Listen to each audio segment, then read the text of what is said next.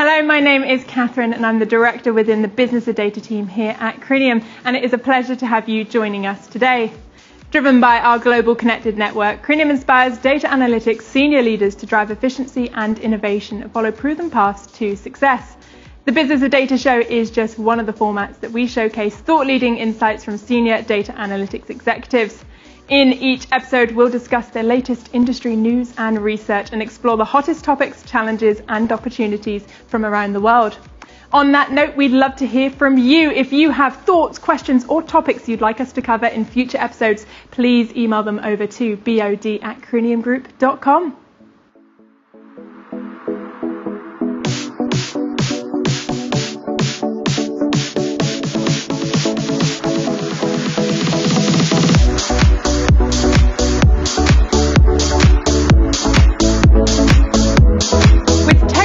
Like Apple and Facebook publicly battling it out over their use of customer data, data privacy has become one of the hottest topics of the year. At the same time, countries and regions worldwide are introducing new regulations designed to protect personal information, while imposing heavy penalties on businesses who break the rules. For data leaders, this creates several challenges. Companies are collecting and storing more data than ever, a process fueled by the acceleration of digital business.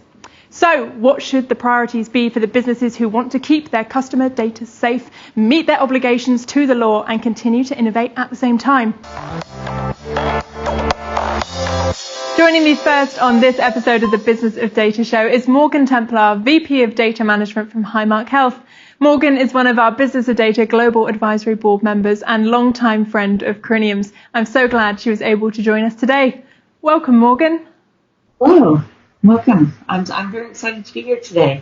Well, thank you so much for joining us. It's always a pleasure to chat with you. So today we're talking all about data privacy. Now, I know your role within Highmark surrounds data management, but what areas of data privacy and security does your role deal with day to day?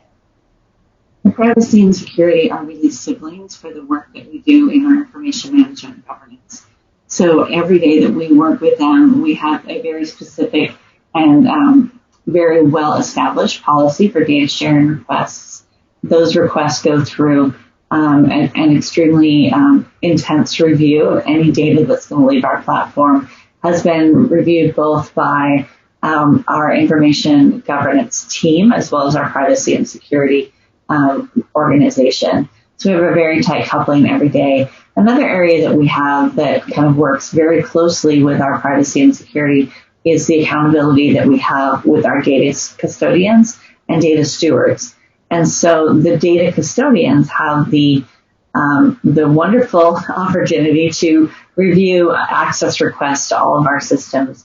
And that is all set up through our information governance and information management systems that we manage, but it is under the auspice of the privacy and security organization to ensure that we are actually fully managing and having custodial care of all of our systems. Okay, brilliant. So it really is part of the bread and butter of what you get up to from day to day then. So I've certainly heard it in the past, and I'm sure I'll hear it again, that privacy and regulation can be and is a barrier to innovation. There's lots of regulations that are coming out very recently here in Europe. What's your thoughts on that? Do you think it is a barrier? Is that fair to say? I don't think that I would say it's a barrier. I would say that having good privacy and good governance around your data actually is a platform for innovation. If you have trust in your data, if you have that confidence that the data is both managed correctly as well as is being cared for from a legal and risk perspective, and those guardrails have been set, it actually gives people more leeway to actually flex their muscles and move within the space and have more opportunity for innovation than they would otherwise.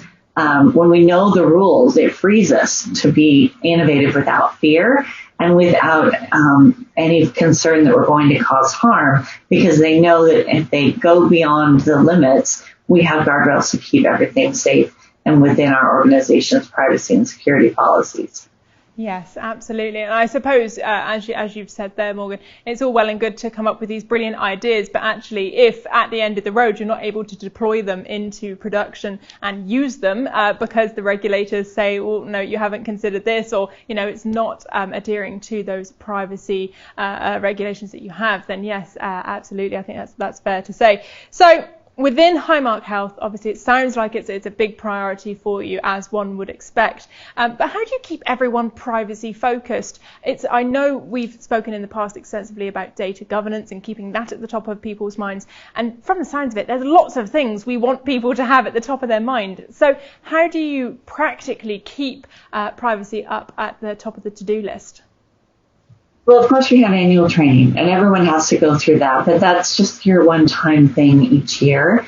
But we have a very active privacy office, and our privacy office oversees our governance core council. And so everything that we do from an information management perspective, from a data governance perspective, has that oversight of our privacy and compliance review board. We even look at every single piece of new software that we're going to deploy. There's a process that it has to go through that is a data governance review, which includes whether or not it meets our privacy and security standards before we can even deploy that. And along with the data sharing, even files that are sent in and out go through a data governance review. So we're very much in the day-to-day activities of all of our organization, and that really does help us keep everyone aligned with the idea of privacy is important. And I would say just actually this week, they're in the process of upgrading everyone to the latest version of Outlook.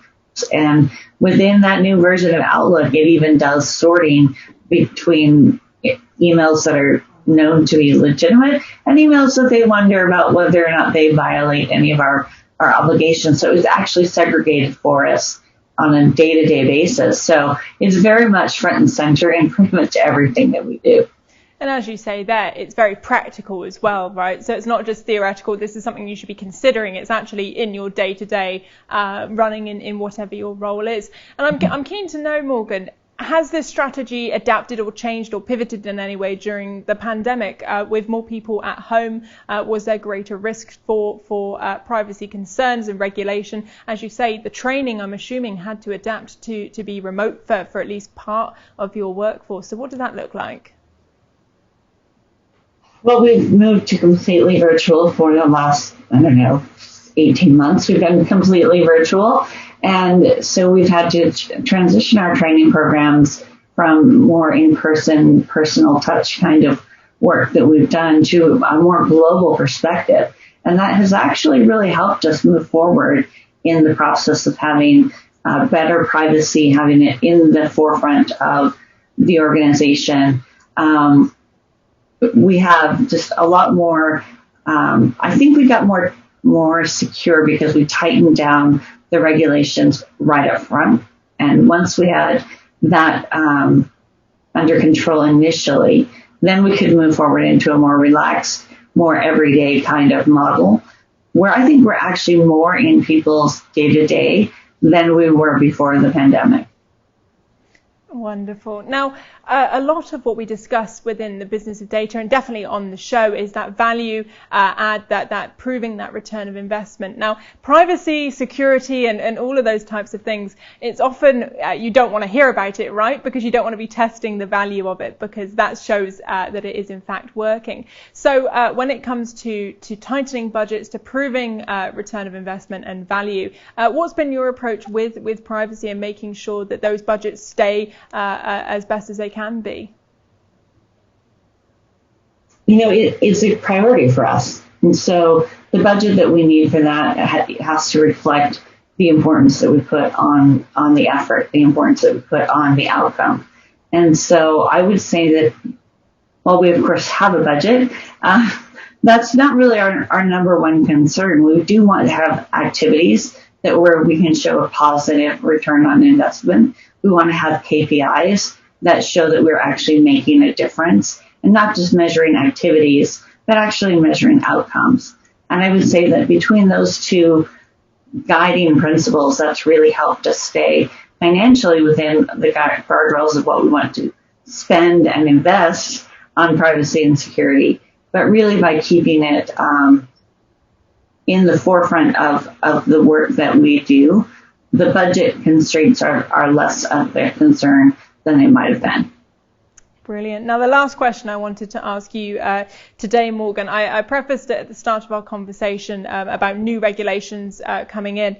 Now, how do you always ensure you're ready for new policies and regulations? And how do you stay in the loop of knowing when these things are going to come and the fact that they're probably going to change at least part of how you do things, even if it's just notifying the regulators of new things they need to know about and not necessarily changing any actions? So how do you stay in that loop? Of course, we are very active in our professional organizations. So being a health insurance organization, we're part of AHIP. We're also a Blue Cross Blue Shield organization. So we're part of the Blue Cross Blue Shield Association. And between those two organizations, they send a great amount of news of what's coming up and when we open, when things are open for response, when it's first posted before it becomes regulation. And we have forums where we discuss, what's coming, what will that mean for your organization, how do you stay abreast of being able to deal with that. And then internally, we also have a monthly meeting where we talk about what are all of the, not only the new regulations, but the things that are being considered by the various regulatory agencies that we are accountable for. So those are really big structured ways that we keep track of things. But then even beyond that, on a personal level, just growing our own personal networks, making sure that we're talking with people. Forums like where we talk on Clubhouse and we talk across industry and really understanding how what has happened for banking is probably applicable for what we need to do in healthcare, even if the regulations have different names or different specifics. The general outcomes that are being searched for and being expected are not so different. So having those cross-industry connections, being part of boards, being on committees, having a very broad open network really does help individually. Each one of us brings something to the table and a perspective on these privacy and security rules that we might not have otherwise. I think it's so interesting there, Morgan, that you bring the two sides of, as you say, the more structured organizational approach of staying in those very important loops. But then, as you say, those softer approaches like the Business of Data Power Hour that we host on Clubhouse every Friday. And that being a very natural way to have very casual discussions with a global audience. And as you say, just learning more about how people are dealing with or what people have heard and their approaches to these various policy and regulation shifts. But brilliant to have your perspective as always. So thank you, Morgan, for joining me today. Thank you, Kat. It's been a pleasure. I really appreciate the opportunity to be part of the business of data. Now let's head over to South Africa as I hand over to Craig Stewart to continue this fantastic conversation surrounding data privacy with another brilliant guest.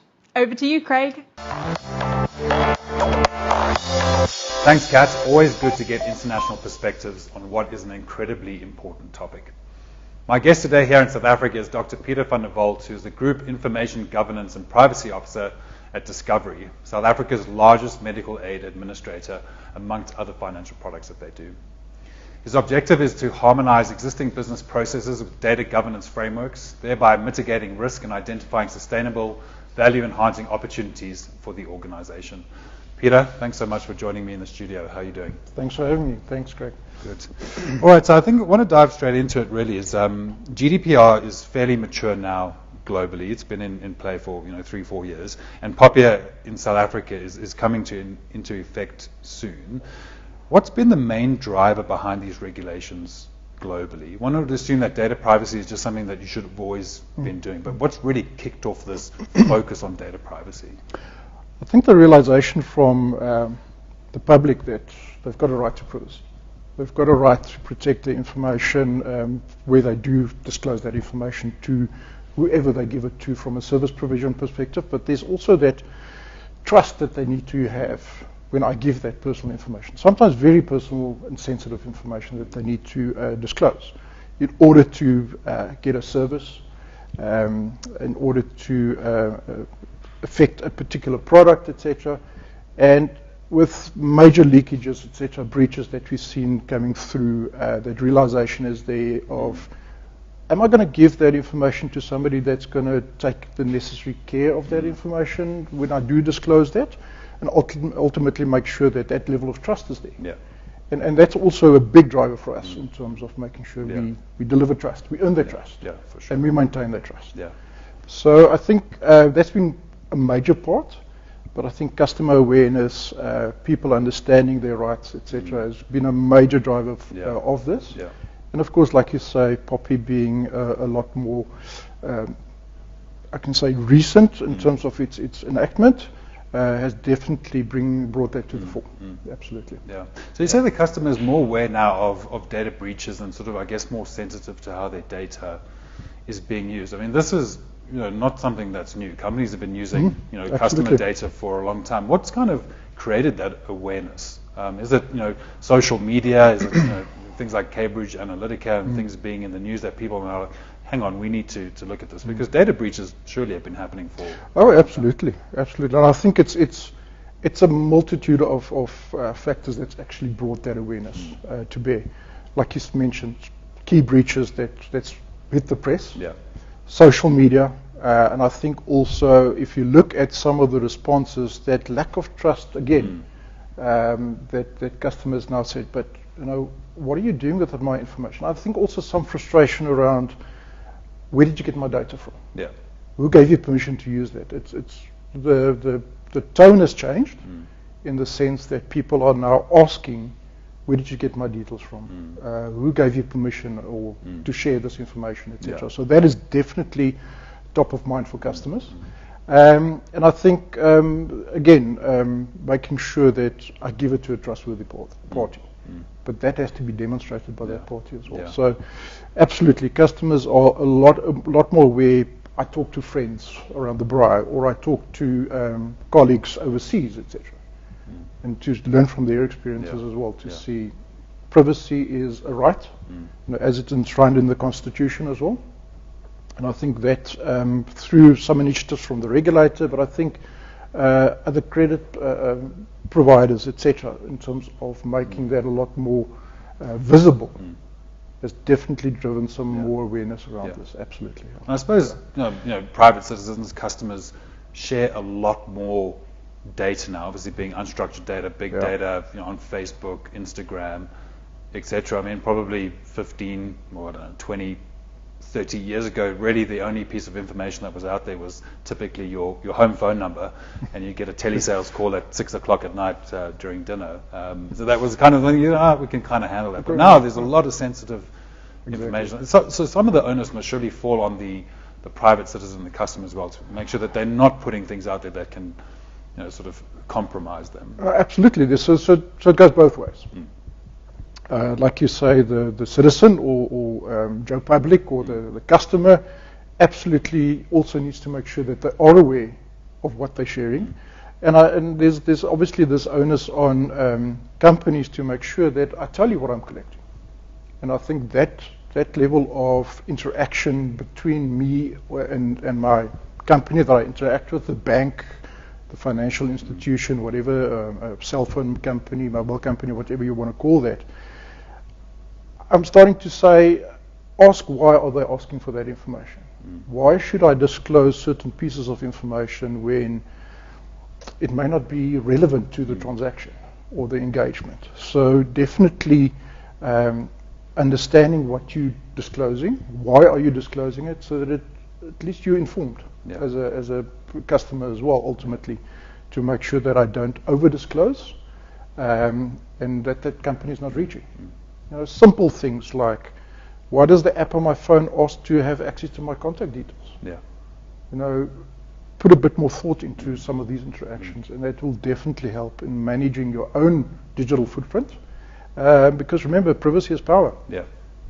If I've got access to your details, if I've got access to your sensitive details, I can either persuade you to buy more product, think in a certain direction when it comes to political persuasion.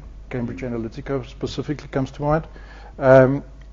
So what can I keep back and not divulge that over to somebody that could potentially manipulate behavior and then certain things that could be to my own detriment ultimately. For sure. Because it's all for gain. Yeah, absolutely. So I'm going to move on to the next thing. So I saw a great webinar session topic yesterday on LinkedIn, and it goes, our data-first approach to our privacy-first future. How do you feel organizations should go about creating a data-aware culture amongst employees to ensure privacy and protection are front of mind?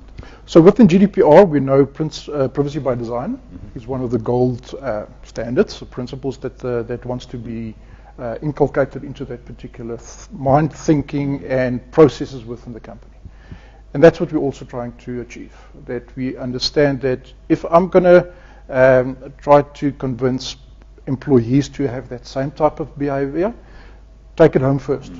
Obviously don't share your PIN number when you do your normal banking type of transactions. But have that same attitude when I'm in the company, when I work with my clients' data, to make sure that level of trust and privacy and care is taken within that engagement as well. Because ultimately it's my customers' data. Yeah. It's not the company's. I'm a custodian now of taking care of their data. And that again talks to bringing that culture in, understanding what are my responsibilities when I deal with this very sensitive and asset that I have to work with on a day-to-day basis. So privacy by design, absolutely, that type of culture, but build it into the DNA of the company to make sure it's.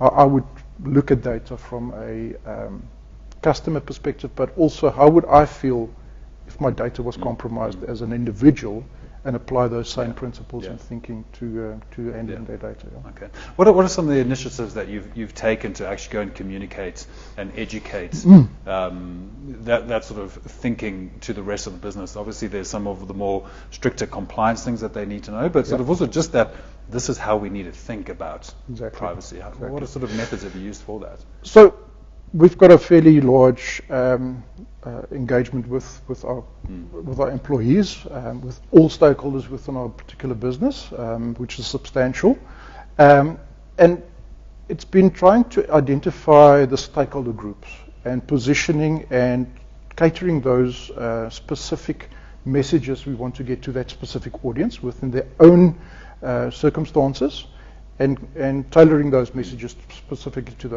those individuals from a privacy perspective. What's changed now that POPI is in place? How should you change some of your business processes, considerations around that? Don't just throw paper documents away. Shred it. Don't give it to your kids to go and draw on the back, because there could potentially be leakage, etc.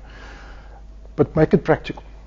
And that's what we're trying to get across to our stakeholders, to say, understand the implications of potentially leakage of information, understand misuse of information, etc. But what are the practical implications of that? And then ultimately have that driven down from the old adage of, get executive buy-in, drive that message down into the organization. But where we get and see some of the most value come through is in our product development, taking privacy by design, again, into consideration when we do specify products. Review those processes and understand what are potential impacts, not only from a compliance perspective, but also that normal interaction with the individual as well during that journey when they take in the product as well. Yeah. So it's multi-pronged, various angles that we take, because we know it's not going to take just one message, one training session on a platform, and you're done. No, it's continuous, it's multi-pronged, in a multidisciplinary approach that we take. Yeah. All right, perfect. We've only got about 30 seconds left. Maybe I could ask you, what are the 2 or 3 biggest challenges you see to companies getting this right? Again, resources, changing existing processes, money to help drive some of these initiatives, unfortunately, and the skills is definitely a challenge. but ultimately making sure that we're all aligned.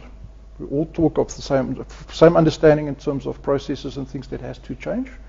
So it's been a difficult time to get all of this done. I mean, and this new online and COVID world, it does create a lot of pressure in making sure that you do communicate with your teams, etc.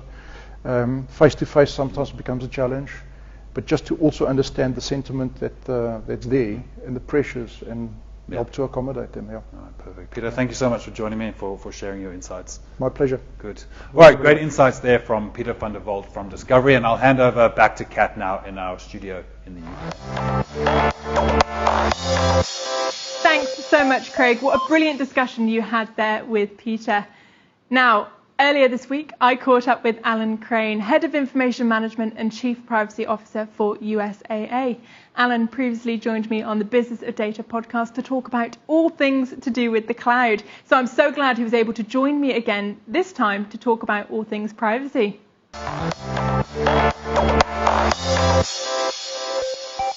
Hi, Alan. Great to have you on the show. How are you? I'm doing great, Catherine. How are you? Very well. It is a lovely sunny day here in the UK, so that means we're all happy. And I'm very excited to be chatting to you because the last time we caught up, we were chatting all about the cloud and transformation and how fast-paced it can be. And I'm interested to be chatting to you today about data privacy because I'm imagining that moves in a bit of a slower pace with less transformation. Is that fair to say? Unfortunately, not at all. Privacy and fraud and security are things that are probably more, if I can use the word, innovative than the cloud even. As much as we like to think that we're being proactive, probably 90% of our work in privacy is reactive, chasing the bad guys and protecting our customers and our members. As practically everyone I know, including myself, have had their identity stolen at least once these days. And that's due to the enormous amount of data that's out there about ourselves. And when fraudsters can access that, they can do a lot of damage. And they're getting more savvy with how they collect information, posing as other companies, as you know, that you might be actually doing work with, or maybe you're a customer of. And then they bait you with things like fear, uncertainty, and doubt. An example was, I got a phone call that said, my bank was the caller ID on it. And, that was a spoofed number that a fraudster was using. They baited me with some fear, uncertainty, and doubt, saying, hey, were these charges yours? And they were pretty large charges. And I said, no, not at all. Those aren't mine. And we'll take care of it for you. Happy to take care of it for you. We just need your account information. And so, of course, I, called back, hung up and called back my bank and said, was this you? And they're like, no, absolutely not. So, I'm constantly in with every new tactic that these guys are coming up with, I'm also trying to educate other members of my family because I live in this space and I can still, I'm still very sensitive to these tactics, but someone like my 75-year-old mother is not as savvy about these things, or it looks she's too trusting of folks, and you're always kind of wanting to make sure that your family is safe and they're not getting caught up in this as well, because even being in this space, I can that sounded really convincing, so.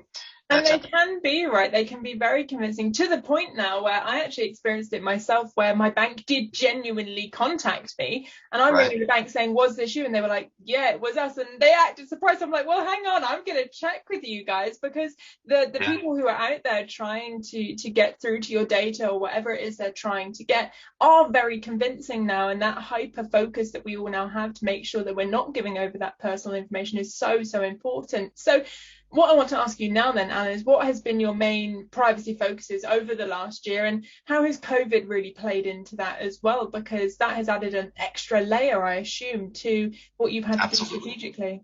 Yeah, absolutely. No, that's a great question. Our privacy focuses, first and foremost is, protecting our members and our customers, both proactively as well as reactively, making sure that we, keep up with the legislation that's out there. I'll get to some of the pauses in legislation due to COVID in a minute, but building out those internal controls and processes, which may not sound very interesting, but you'd be surprised at how much personal information is out there in our own systems. And, so a lot of that is just making sure that gets encrypted and tokenized, and you've got the appropriate scans. Because, the best way to prevent a fraud or a breach from happening is to not let that data be in plain text in the first place. So, the first thing is just making sure that data is, you have the good access controls around it, that it's encrypted, that no one can actually read it, even if they did get access to it. Those are the kinds of things that I think are good defensive strategies. Other offensive strategies might be around, getting certified as a privacy analyst team, making sure that they have that certified information privacy professional lens and certification, because that familiarizes you with all the different privacy legislation that's out there. As you know, in the UK and in Europe, you've got certain privacy legislation that's not exactly the same in the US, but you end up having to, if you're doing business across both sides of the pond, you end up dealing with different types of privacy legislation. And then now in the US, you've got things going on in California that's different than other parts of the country because of the different speed of legislation. So really understanding the environment is really key, and it's a good proactive step. And then you're really just getting very, very tied in with our information security and fraud teams, because after all, they're all related. We end up doing a lot of forensic analysis with InfoSec that ends up turning into, understanding better how privacy relates into those things. Now, you asked about COVID as well. COVID hit us in many ways. It created a new set of vulnerabilities, or as our InfoSec teams may say, attack vectors. Because people are working from home and having confidential conversations that can be overheard by people outside of that conversation, as well as privacy legislation that got put on hold during that time because states and countries were dealing with public health issues during COVID. So I think we got a little behind in where we thought things were going to be going from a legislative standpoint, and then being able to obviously react to those laws that are coming out due to COVID was put on pause for some time. Yeah, and it's really interesting, actually, you should mention your friends in InfoSec, because obviously here at the Business of Data, we talk to our data analytics, IT, digital professionals, but we also have the Business of InfoSec, which is our other content platform dedicated to that team. And it's so interesting when I hop across to there to hear actually they're talking about their data friends. How closely do you work with the InfoSec team? Is it a case that some things do just live with them, or is there that kind of collaboration when it comes to data privacy? It's a great collaboration. We do, obviously have our own domains of things that we focus on that I'm not involved, obviously, in every conversation with them or their new technology platforms and things like that. But they are becoming just incredibly interwoven. And so I think the learnings from both are where we maximize our protection for our company and our members. A recent example was where we did a lot of partnering with InfoSec to understand the forensic analysis of where things transpired. But then as we pivoted more towards the communication out to customers and things like that, that took more of the privacy and comms and legal role. So on the one hand, we were going very deep in the digital aspects of our company and security and things like that. And then on the other, as we moved through the process, it became more about communication and legal. So it ends up being privacy is really a thread that runs across lots of parts of the company. And so having those established relationships that you can literally, pick up the phone and reach out to people on a moment's notice and they can respond with you, I think is very, very important. So relationships do matter. Absolutely, and you want everyone to be singing from the same hymn sheet as well when it comes to that as well. You want to have a united strategy when it comes to that collaboration as well. Siloed mentalities is something we definitely want to be avoiding with privacy. Now, I mentioned there about the wider kind of business of data platform, and I know you've joined me on the podcast before, and I'm very fortunate that I get to speak to lots of different thought leaders from lots of different industries. So I'm keen to know where you operate in a very regulated environment. Do you think that gives you almost an operational advantage when it comes to adhering to the privacy and security regulations that you mentioned, because you're just used to it? Would you say that's fair? I think it does to some level, because we're used to regulation and we know how to respond when these laws do come out, or you're being asked by a regulator, various questions about this. But I also think it can be harder at the same time, because banks and insurance companies tend to be slow-moving companies and not always very agile. And we cannot always respond with, the same speed that's necessary at the time. And so, fraudsters, for example, are attacking in sub-seconds, and financial services still move in days and weeks. So the real lesson, I think, is to never let up your guard. Being associated with a large company, whether you're a customer or an employee, can sometimes give you a false sense of security because the company is so large, you just assume these things are in place. But it's a constant exercise in vigilance and protection if you want to do it right. Absolutely. Well, Alan, thank you so much for joining me today. Always a pleasure to chat with you. Thank you, Catherine. There we go. What a brilliant episode. Thank you again to our thought leaders for their fantastic contributions.